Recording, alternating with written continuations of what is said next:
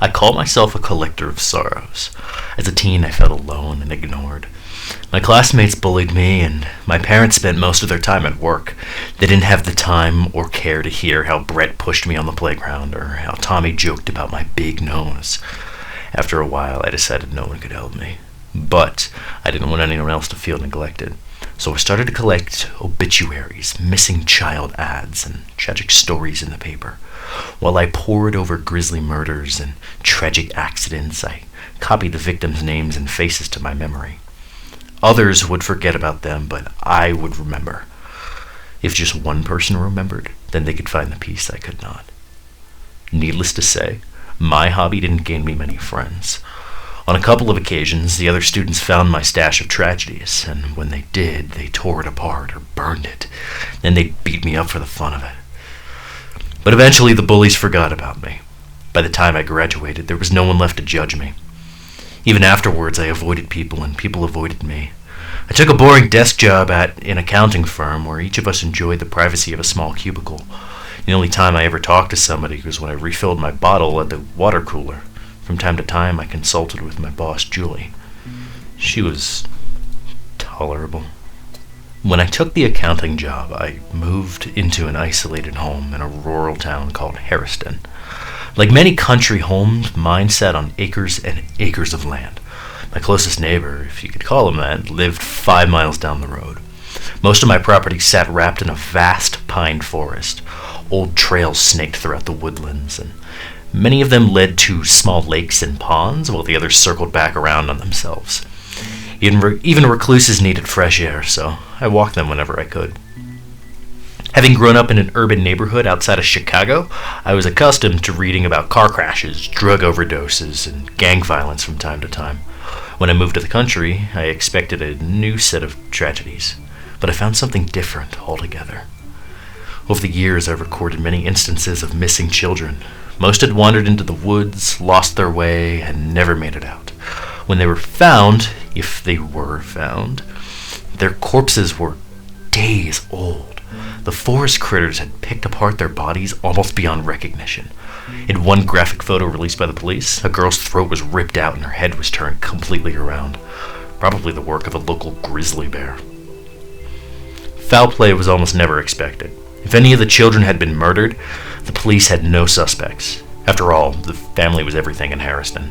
Since neighbors were few and far, the townsfolk spent their time almost exclusively with family.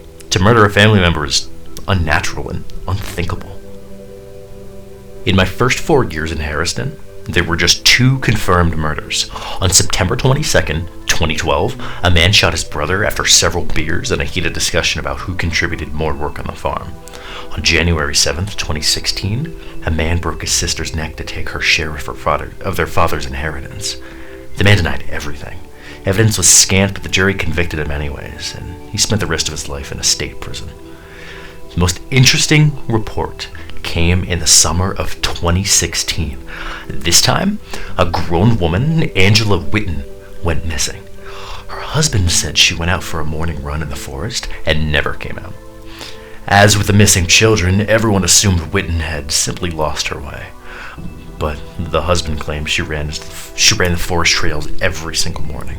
She couldn't have gotten lost. She knew those trails by heart. 3 days later, Angela Witten appeared at the start of the trail. An unflattering black and white photo showed her with deep rings in her eyes and a cut across her cheek.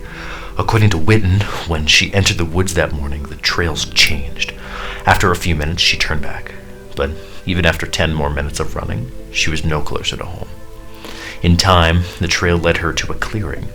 She described the air as thick and unnaturally quiet. The clearing, Witten said, was a perfect clearing of dead, brown grass. At the center of the circle stood a stone pedestal. She approached the pedestal and found a glass orb. Out of curiosity, she touched the orb. She found nothing strange about the orb itself, but wondered who had placed it there and why. Angela Witten then tried to exit the clearing, but she fainted before she could even reach the tree line. At that point, the woman's recount became harder to follow.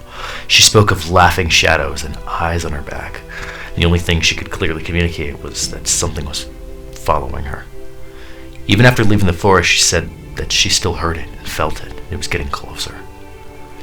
Witten's story only took up a short column on the 4th page of the newspaper. Just a day after her story was published, Witten died. Her 5-year-old son found her collapsed on the kitchen floor with her neck snapped. Authorities concluded she must have slipped and fallen against the counter. Witten made prime time on the local news station. With my interest piqued, I searched through the library's archives. Death by snapped neck was fairly common in Harriston. It affected children on the playground, elders in their homes, and loners and lovers alike. There were upwards of 100 cases in the past decade. With that said, I found nothing noteworthy about these deaths. Most deaths could be attributed to everyday clumsiness and run-of-the-mill accidents.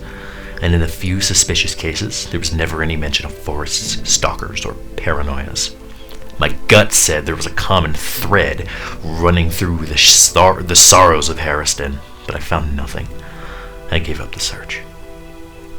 Not 2 days after I gave up, I flipped through my own collection of Harriston's sorrows. To my surprise, I noticed Angela Witten's paranoia wasn't the first. Eric Garland, age 7, was one of the many missing children. Before his disappearance on August 12, 2015, Eric suffered a week of night terrors during which a disfigured man followed him through the woods. At first, the man lurked in the shadows, but as the night progressed, he came closer. Once within earshot, the man introduced himself as the Death Stalker. One day before his disappearance, Eric said the creature stopped following him in his dreams. Now he followed him in waking reality. The Garlands thought nothing of it until their son ran into the forest to never be found again. Although I didn't wish harm on anyone, I watched and waited eagerly for the next tragedy to strike my small country town. A voracious black cloud hung over Harriston and swallowed her without warning. I yearned to figure out why. For that, someone else needed to die. But the days were quiet and the obituaries short. I checked the news at all hours of the day, even during work at the firm. My boss noticed a decline in my work. After calling me into her office, Julie told me I was on probation. Reluctantly, I put my research aside. After a few months passed, I read the papers in the morning but found nothing of interest. I forgot about the snap necks and the death stalkers. Just run-of-the-mill deaths by disease and car crash. That is until one summer evening when I headed into the forest for a leisurely stroll. The sun's toes dangled over the horizon, and the trees were abuzz with the chatter of birds and cicadas. As I stepped into the forest, a warm gust of air sighed through the branches. Hands in my pockets, I headed left down the fork in the dirt trail. After another left turn, the path would curve around to the other side of my property. All in all, it was a 15-minute walk, just long enough to clear my head. I watched the pine needles tumble down from the treetops as I continued onwards. All around me, crows cawed from the canopy. Though I searched for them, I couldn't see a single feather. Having given up the search, I took my final left turn. At once, the crows quieted. I heard neither their shrill squawks nor the flutter of their black wings. The gentle wind had died. The entire forest sank into a heavy silence like that of a storm cloud waiting to burst open. Ahead of me, the familiar pine wood grew increasingly unfamiliar. Twisted, knotted branches blotted out the sun. Twilight lay across my path. I turned back. Perhaps I had taken the wrong fork in the road, but there was no fork in the road. I jogged several paces, but I found no sign of it. I had no choice but to follow the path where it led me. I let out a short, uneasy laugh. It's a joke. It's all a joke. But who or what was playing it on me? Without sun, time became impossible to tell. For all I knew, time hadn't moved at all. Regardless of how many steps I took, the trees all looked alike. And yet, at some point, cobwebs descended over the pine trees. They sucked the trees dry until their needles browned and dropped to the floor. Not knowing why, I hurried down the path, faster and faster. Soon a cool sweat spread across my body. Just as I began to pant, I ran face first into a spider web. I stopped to rub the sticky thread out of my eyes and spit out a strand that slipped into my mouth. When I opened my eyes, the forest had fallen away. The tree line broke and the grass died, Before me laid a perfect circle devoid of all life. At the center stood a stone pedestal, and on it a black ball carved from glass. I couldn't believe my eyes. I snapped a picture of it with my phone just to make sure. But the photo showed me the exact same clearing. Maybe Angela Witten wasn't crazy, I thought. My legs pulled me forward as if to their own accord. The closer I approached the pedestal, the greater my curiosity grew. I ached to touch the orb, though I couldn't say why. Before I could stop myself, the orb filled my hands. I brought it to my face, and I could see the pale on my pale face on its polished surface.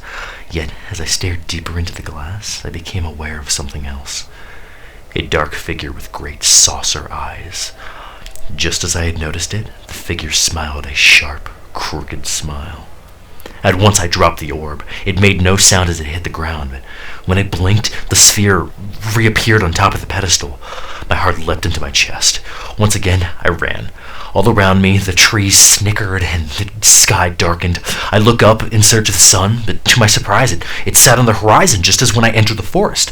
The sky had not darkened at all, but my vision had. I sprinted towards the trees while the sinister cackle echoed around me. A dark veil smothered my sight, and I fell. Cold, hungry, and scared, I woke up at the start of the trail. Dusk was slowly sinking into night. I brushed the dirt from my shoulders and inspected a long gash along my right shin. I can't recall how I got it. I glanced down the forest path, and the wind roared through the trees. Far back on the edge of my vision, a silhouette swayed behind a thin cedar. I blinked, and then it was gone. It's just a figment of my imagination, I said. But I didn't stick around to find out. I scurried home, and I locked the door. Without hesitation, I ran into the shower to drown my thoughts. I thought the shower would calm my nerves. Instead, I felt weak and vulnerable. As the water cascaded over my head, I didn't dare open my eyes. No matter how hot I turned up the water, a cold shiver ached in my bones. When I finished showering, I dried myself off and retreated to my bed. I pulled the covers tight over my body as the wind picked up outside. Tree branches scraped against the windows and the floors creaked. On top of that, my heart pounded in my ears.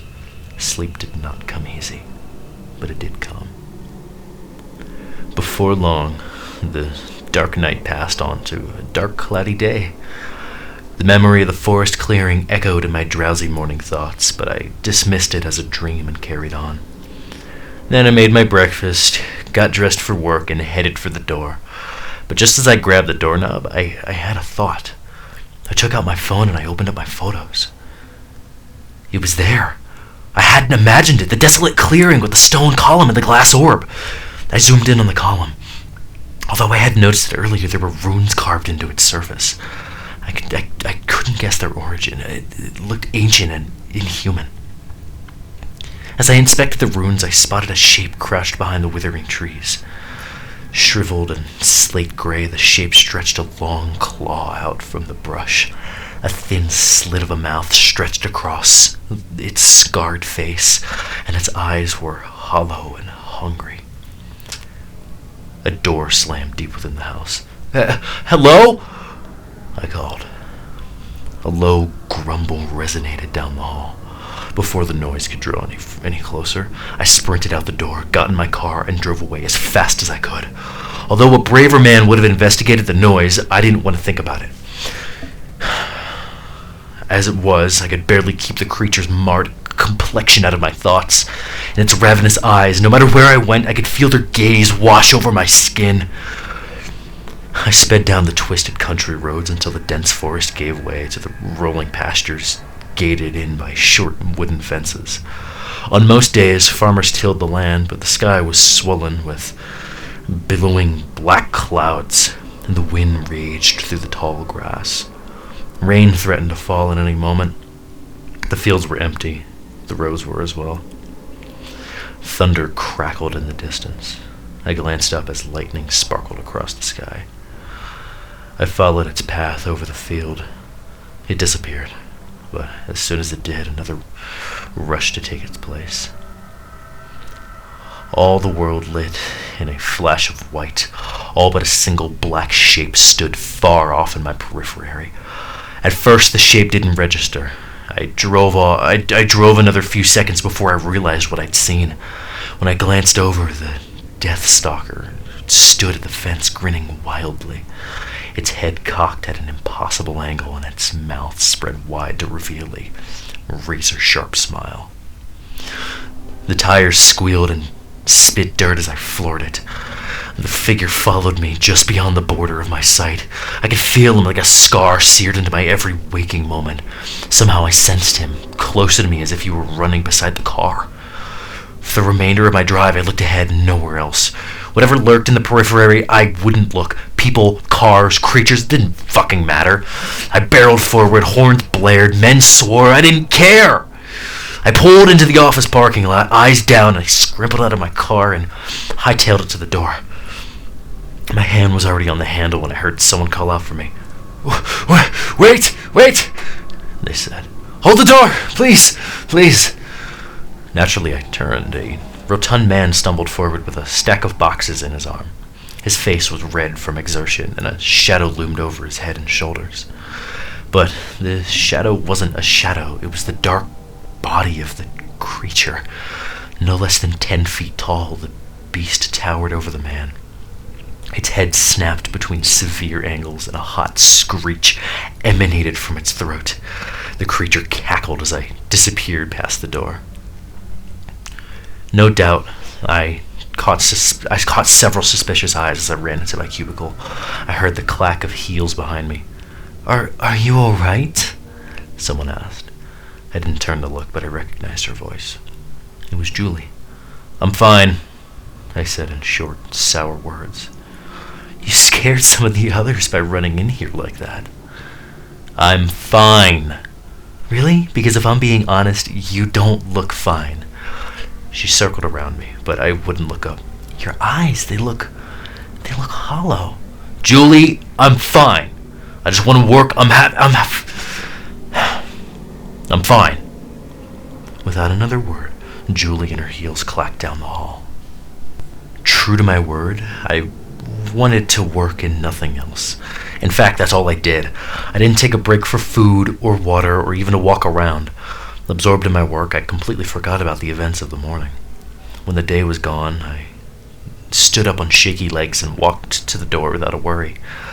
Rain had finally begun to fall, and it poured down in a constant onslaught of cool, heavy rain. Since I didn't bring an umbrella, I stopped just before the door. Although sun would not set for a few hours, the sky was cloaked in dusk. I stared into the stormy sky and sighed. Only a few paces behind me, a deep sigh echoed my own. Hello? Silence. But I knew what followed me. The creature's patient watch burrowed deep into the nape of my neck. I scratched the path of skin, but it only worsened the discomfort.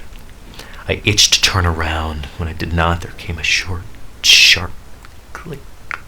Click, click. The noise drew closer and closer until curiosity finally overcame me. Hanging from the ceiling tiles, the creature crawled towards me ever so slowly.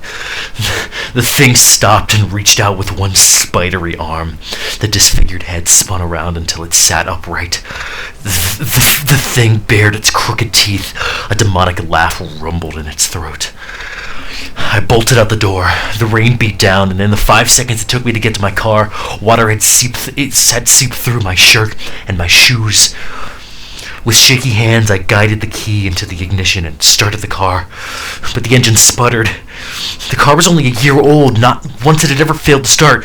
Come on, I said, trying the engine again. This time it worked. Lightning split the sky in two as thunder rolled over the earth, and the wind shrieked as I drove my car down the slick streets. Inky clouds stretched from horizon to horizon. There was no way to tell I was in the tempest, or where I was, but The farther I drove, the more the darkness gathered, and I was driving straight into the storm's heart. Again, I sensed an icy tingle across my neck. The wind quieted into a hush. My headlights flickered. Look at me. I heard in a raspy voice. Look at me. No! Leave me alone! I screamed. The creature laughed. My headlights flickered once more and then gave out. But I charged forward blindly. One way or another, I would make it home. The car shook as another clap of thunder spread across Harriston. I squinted into the dogged blackness. At once the headlights flashed to life. The light shone on the hulking figure of the creature. Arms spread, legs steady. He stared down my car. I clenched with my eyes shut, preparing for the collision. But there was nothing. When I opened my eyes, there was only open air. By the time I reached home, the storm had subsided. Silence lay over the house. It comforted me and frightened me all the same. A twitch ran up my spine. You just need sleep. You just need sleep. That's it. You'll be okay. I said as I entered my bedroom and closed the door behind me. Sleep. Just sleep. That's all you need. Just some sleep. It's okay. It'll be fine. It'll go away. I kicked off my shoes and pulled back the covers. Just then, the door creaked and slammed shut. I froze in place. The floorboards groaned with the thud of heavy feet. When the footsteps stopped, a wash of hot breath spread over my shoulders. It reeked of curdled milk and meat left to rot in the summer sun. 2 gray limbs surrounded me on both sides of my periphery. Look at me. Look at me. He repeated that same phrase for over a minute. At any second, I expected claws to wrap around my neck, but it only told me to look at it. When I wouldn't obey, the creature gave up. Once again, an eerie quiet lingered throughout the house. For another minute, I stood still as stone. Nothing happened. I was safe at last. Out of habit, I turned to close the door for the night. Just then, the creature grabbed my head in its claws and pulled me towards its ashen face. Its eyes bored into mine. It let loose a blood-curdling scream that knocked me unconscious. Much to my surprise, I woke up. My back ached from the night on the floor, but my neck was in perfect condition. That was more than most could say after meeting the Death Stalker. But I didn't consider myself lucky. If the creature let me live, there was a reason. The only explanation I could think of was the creature was toying with me. Even though I had woken up, I wouldn't open my eyes. If I did, I knew what would see me. Springs groaned as the bed rocked, but I wasn't on the bed. Something had jumped on top. The sheets rustled as it crawled towards me. When the rustling stopped, there came a hoarse sigh.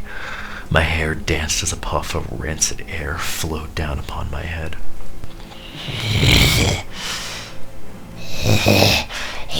Look at me. It was so close. I could almost taste the creature's words. Look at me. No! I said. The more I looked, the closer the creature came. If I looked this time, I wouldn't survive. But my eyelids fluttered with anxious desire. My spine shuddered and my blood itched. It must have sensed my pain. It snickered to itself and scraped its claws against each other. They screeched with the sound of steel on steel.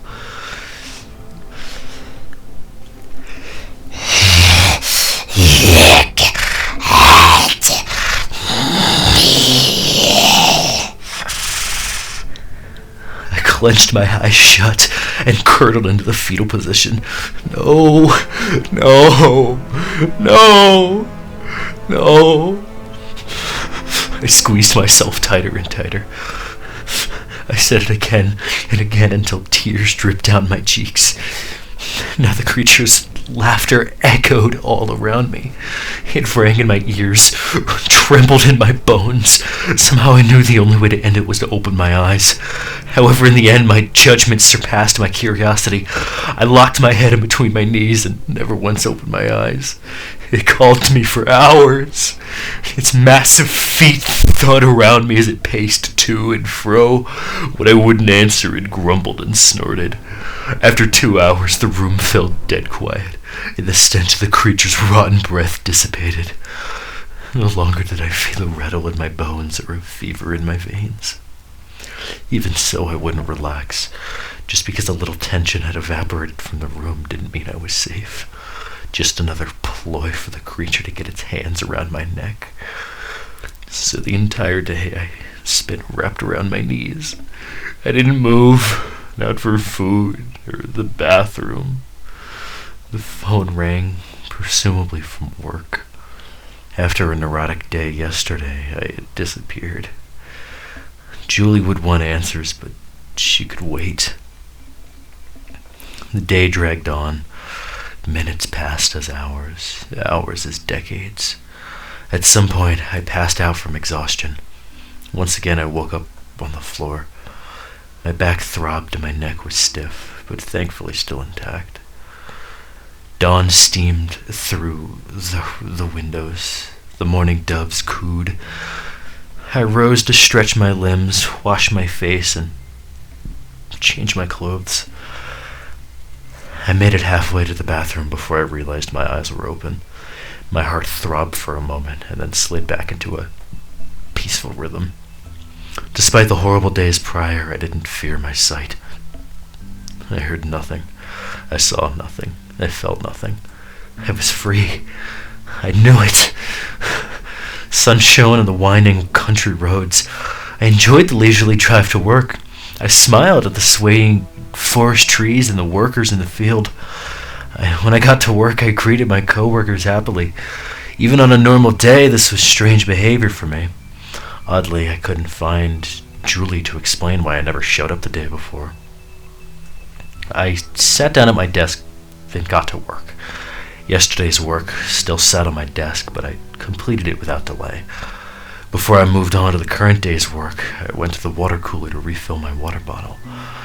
That's when I saw Julie scamper in. Hey, Julie,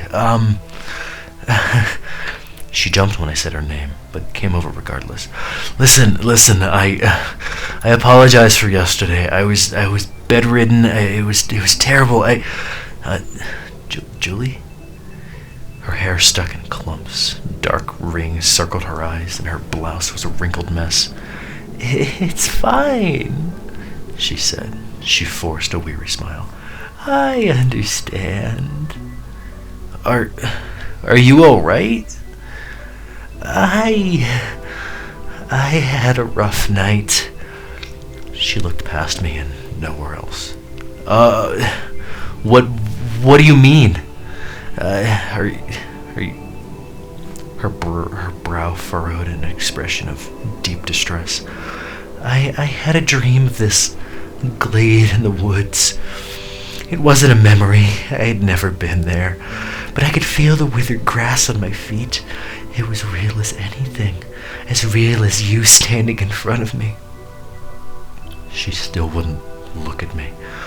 At the center of the glade, there was a stone column with a black ball on top. I touched it, and then I started running for some reason. I kept running and running as if something was chasing me. Now I'm awake, but I still feel like I'm running. If Julie looked at me then, she would have seen the color drain from my face and the light vanish from my eyes. That must have been terrible. She laughed a nervous laugh. I think I'm seeing things. Before I could say anything, she shook her head. No, I'm fine. I'm fine. I knew otherwise. 2 days later, Julie was found dead in the stairwell of her apartment. Neck snapped. She fell down the stairs, or so they said. Family members called it a freak accident and a terrible tragedy. Her brother wrote the obituary himself. He spoke of childhood memories on the farm, summers on the lake, and Christmas at the Florida Keys. His words were tender, wistful, and utterly heart-wrenching. They made a lovely addition to my collection of sorrows.